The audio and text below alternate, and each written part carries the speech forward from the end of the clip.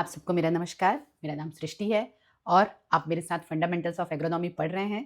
और आज का टॉपिक है न्यूट्रिएंट एब्जॉर्प्शन या पोषक तत्वों का अवशोषण। ये एक टॉपिक है आपके एग्रोनॉमी के फंडामेंटल्स वाले पार्ट में कि न्यूट्रिएंट एब्जॉर्प्शन कैसा होता है। बहुत डिटेल में नहीं है, ये थोड़ा सा कंसाइज है और मैं भी उसी तरह से पढ़ाने की कोशिश कर रही हूँ क्योंकि बाद में किसी सेमेस्टर में ये पूरा डिटेल है, आपको बहुत ज़्यादा उसका उस समय एम्फेसिस किया गया है। ठीक है, तो चलिए हम स्टार्ट करते हैं आज का वीडियो। फर्स्ट है कि न्यूट्रिएंट एब्जॉर्प्शन क्या होता है। ठीक है, आपको समझ में आना चाहिए कि किस बारे में बात हो रही है। न्यूट्रिएंट एब्जॉर्प्शन मतलब प्लांट कुछ जैसे पोषक तत्वों को अपने अंदर लेता है, उस प्रोसेस को हम कहते हैं nutrient absorption.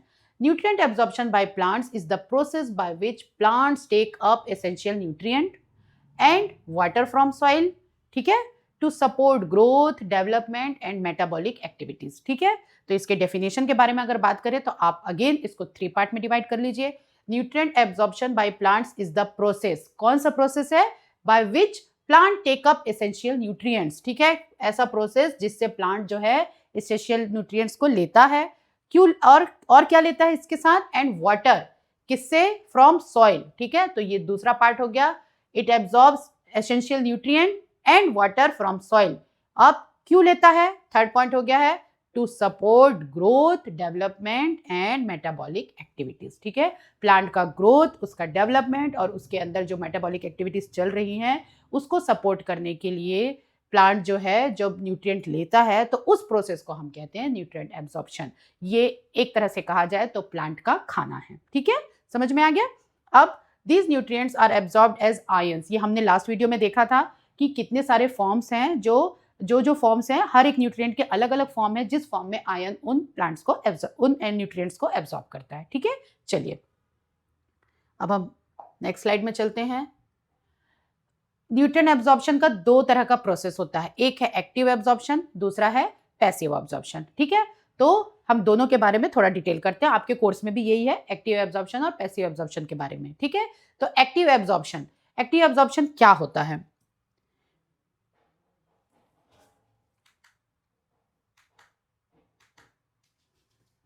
Plant uses energy. इस एब्जॉर्प्शन में क्या होता है? प्लांट एटीपी यूज करता है। ठीक है, एनर्जी यूज करता है to pump nutrient. Energy use करके न्यूट्रिएंट को पंप करके अपने अंदर लेता है, अपने रूट्स के अंदर। किस प्रोसेस में? एक्टिव एब्जॉर्प्शन में। ठीक है, तो मेन डिफरेंस है एक्टिव और पैसिव का कि एक्टिव में प्लांट जो है वो एनर्जी यूज करता है। ठीक है, अब next, nutrient absorbed against their concentration gradient into root cells. ठीक है, अपने कंसंट्रेशन ग्रेडियंट के अगेंस्ट में एब्जॉर्प्शन होता है न्यूट्रिएंट्स का। अगर अलोंग द कंसंट्रेशन ग्रेडियंट होता तो एनर्जी की जरूरत नहीं पड़ती। अगर यहाँ पर एनर्जी की जरूरत पड़ रही है तो इसीलिए पड़ रही है कि न्यूट्रिएंट जो है वो अपने कंसंट्रेशन ग्रेडियंट के अगेंस्ट में एब्जॉर्प्शन होता है। ठीक है, अब it requires active involvement of the plant, क्योंकि एनर्जी इसमें यूज हो रही है इसलिए प्लांट का एक्टिव इन्वॉल्वमेंट इसमें लगता है। ठीक है, तो एक्टिव एब्जॉर्प्शन के बारे में आप समझ गए कि इसमें एनर्जी यूज होती है, ये हमेशा न्यूट्रिएंट के कंसंट्रेशन ग्रेडियंट के अगेंस्ट में एब्जॉर्प्शन करता है और ये हमेशा प्लांट का एक्टिव इन्वॉल्वमेंट का मांग करता है। ठीक है, चलिए अब हम पढ़ेंगे पैसिव एब्जॉर्प्शन के बारे में। पैसिव एब्जॉर्प्शन क्या है? जस्ट उसका अपोजिट एक्टिव एब्जॉर्प्शन का। पहला, एनर्जी यूज नहीं करता है। ठीक है, second, nutrient move to roots along the concentration gradient. ठीक है, अलोंग द कंसंट्रेशन ग्रेडियंट। और एक्टिव एब्जॉर्प्शन में क्या होता है? Against the concentration gradient.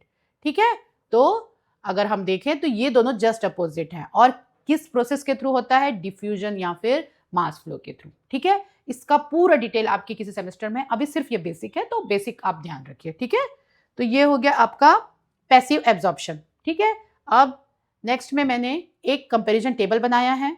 अगर ये टेबल आप ध्यान रखते हैं तो आप दोनों आराम से लिख लेंगे। आपके क्वेश्चन आ सकता है ये कि explain the nutrient absorption and give the difference between active and passive absorption. तो न्यूट्रिएंट एब्जॉर्प्शन आपने पहले देख लिया फर्स्ट स्लाइड में, उसका डेफिनेशन। ठीक है, आप डेफिनेशन लिख दिया आपने, उसके बाद ये टेबल बना दिया, इतने में आपको पूरा कंप्लीट मार्क्स मिल जाएगा। ठीक है, चलिए ये आप जब लिखते हैं, मैंने बहुत शॉर्ट में लिखा है, इसे बस पूरा कंप्लीट सेंटेंस लिखने के लिए जरूरत है। ठीक है, तो दोनों में क्या डिफरेंस है देखिए। पहला, एनर्जी यूज का डिफरेंस। ठीक है, इसमें क्या होता है, इट रिक्वायर्स एटीपी, ठीक है, और it no energy required in the passive absorption, ठीक है। अब डायरेक्शन, ये भी हमने पढ़ा अभी, अगेंस्ट द कंसंट्रेशन ग्रेडियंट और ये अलोंग द कंसंट्रेशन ग्रेडियंट, ठीक है। अब मैकेनिज्म, किस मैकेनिज्म के द्वारा होता है, ये होता है पंपिंग वाया प्रोटीन, प्रोटीन के द्वारा, थ्रू प्रोटीन पंपिंग होती है और इस तरह से ये एब्जॉर्प्शन होता है। और ये कैसा होता है, ये भी हमने अब देखा, डिफ्यूजन या फिर मास फ्लो के थ्रू ये न्यूट्रिएंट एब्जॉर्ब होते हैं, ठीक है। अब प्लांट का रोल इसमें होता है, हाँ इसमें होता है, प्लांट का रोल इसमें इन्वॉल्व होना चाहिए, प्लांट एक्टिवली, सक्रिय भागीदारी होनी चाहिए प्लांट की, और इसमें पैसिव प्रोसेस है, इसमें निष्क्रिय भागीदारी, मतलब वो इजिली हो जाता है और इसके लिए प्लांट को एक्टिवली इन्वॉल्व होना पड़ेगा, ठीक है। तो ये आपका डिफरेंस है। आप प्लीज इसका नोट डाउन कर लीजिए या स्क्रीनशॉट ले लीजिए, ये टेबल को एकदम याद रखिए, बहुत इजी है, कोई इसमें यहाँ बहुत डिफिकल्टी वाली कोई बात नहीं है, ठीक है। टेबल को याद रखिए, अगर डिफरेंस आता है आप इस तरह से करके पूरा सेंटेंस लिखिए तो आपका आंसर पूरा कंप्लीट हो जाएगा, ठीक है।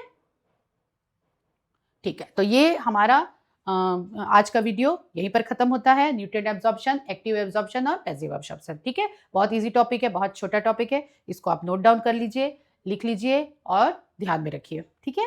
तो चलिए फिर नेक्स्ट टॉपिक में फिर हम मिलते हैं नए वीडियो के साथ, तब तक थोड़ा थोड़ा पढ़ते रहिए और नोट्स बनाते रहिए और सब्सक्राइब करिए, दोस्तों के साथ शेयर करिए। ओके।